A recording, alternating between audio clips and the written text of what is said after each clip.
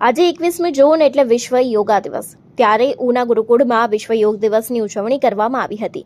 21મી જૂન વિશ્વ યોગ દિવસના નિમિત્તે ઉના સ્વામિનારાયણ ગુરુકુળમાં સતત 3 દિવસ યોગાસનો કરીને સંસ્થાના પ્રમુખ પરમ પૂજ્ય શાસ્ત્રી સ્વામી માધવદાસજીના આશીર્વાદ સાથે 3000 વિદ્યાર્થીઓ અને શિક્ષકોએ સ્વયં અને સમાજ માટે યોગ થીમ સંદર્ભે યોગ દિનની ઉજવણી કરી હતી। ત્યારે આપણા મુખ્યમંત્રી ભૂપેન્દ્રભાઈ પટેલે પણ નડાબેટ ખાતે આજે યોગ દિનની ઉજવણી કરી હતી। તેવામાં ઉના ખાતે પણ ગુરુકુળમાં વિશ્વ યોગ દિવસની ઉજવણી કરવામાં આવી હતી। 21મી જૂન વિશ્વ યોગ દિવસના નિમિત્તે ઉના સ્વામિનારાયણ ગુરુકુળમાં સતત 3 દિવસ યોગાસનો કરીને સંસ્થાના પ્રમુખ પરમ પૂજ્ય શાસ્ત્રી સ્વામી માધવદાસજીના આશીર્વાદ સાથે 3000 વિદ્યાર્થીઓ અહીં યોગા કર્યા હતા અને યોગ દિનની ઉજવણી કરી હતી।